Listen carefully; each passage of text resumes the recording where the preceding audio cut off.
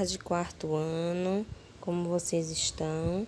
Hoje vamos vivenciar o nosso dia 7 de setembro, que é o dia da independência do Brasil. Como eu tinha avisado no grupo, o tia deixou uma atividade valendo ponto, justamente das informações da história, da nossa independência, certo? Então, vamos prestar bem atenção na aula de hoje para a gente responder a nossa atividade, tá certo? Então, vamos lá. É comemorado no dia 7 de setembro a nossa independência do Brasil, que seria então segunda-feira.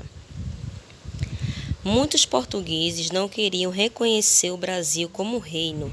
Os políticos portugueses pretendiam fazer com que o Brasil voltasse a ser uma mera colônia de exploração de Portugal.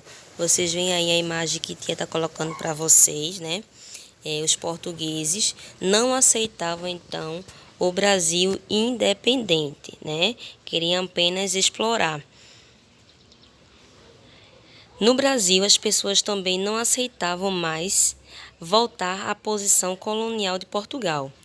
Os partidários de Dom Pedro I pediram para que o príncipe não retornasse a Portugal, já que sua presença era a garantia do Brasil manter-se na posição de reino. Então, nem Dom Pedro I e nem o povo brasileiro queria, então, aceitar mais o Portugal mandando no Brasil.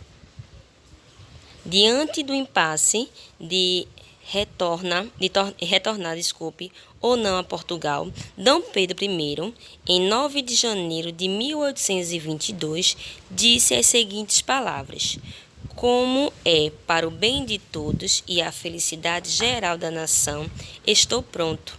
Diga ao povo que fico." Esse dia fica conhecido como Dia do Fico.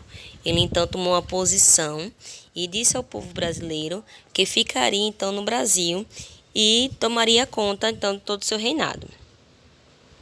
Nessa época, ocorria entre os brasileiros uma campanha política para que o Brasil ficasse independente de Portugal. Dom Pedro I convocou uma Assembleia Constituinte, onde tinha a missão de estabelecer leis que tivesse de acordo com os interesses do Brasil. Os políticos portugueses não aceitaram as notícias da Assembleia, onde acelerou o rompimento entre Brasil e Portugal. Então, foi justamente nessa Assembleia que Dom Pedro decidiu as leis, que ia reger o Brasil, e, logicamente, Portugal não aceitou essas leis. E foi, então, aí que conseguiu romper com o Brasil. No dia 7 de setembro de 1822, no Riacho Ipiranga, Dom Pedro I recebeu a notícia de que muitas de suas decisões haviam sido revogadas por Portugal. Dom Pedro I deu um grito do Ipiranga, erguendo sua espada e dizendo: "Independência ou morte", declarando um defensor perpétuo do Brasil. Então foi daí que Dom Pedro I começou a tomar posse do Brasil, nesse grito do Ipiranga. Dom Pedro I recebeu o título de imperador em 12 de outubro de 1822, sendo coroado em dezembro do mesmo ano. Quando Dom João morreu, Dom Pedro I teve que retornar ao Portugal para assumir o trono, senão poderia perder o direito da coroa portuguesa. Para não perder seu domínio no Brasil, Dom Pedro I deixou seu filho, Dom Pedro II, como sucessor. Nessa época, seu filho estava apenas com 5 anos.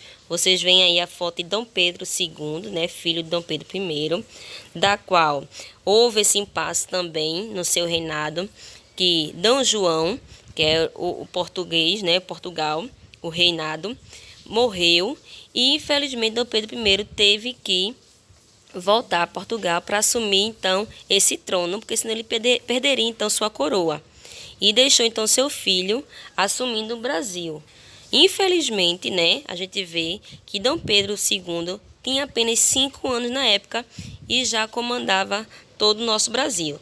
Gostaram da nossa história, um pouco da nossa história da independência do Brasil? Espero que essa historinha ela ajude nas atividades. As atividades estão super fáceis para vocês ganharem pontos, certo? E vamos nos divertir, né, que é um feriado,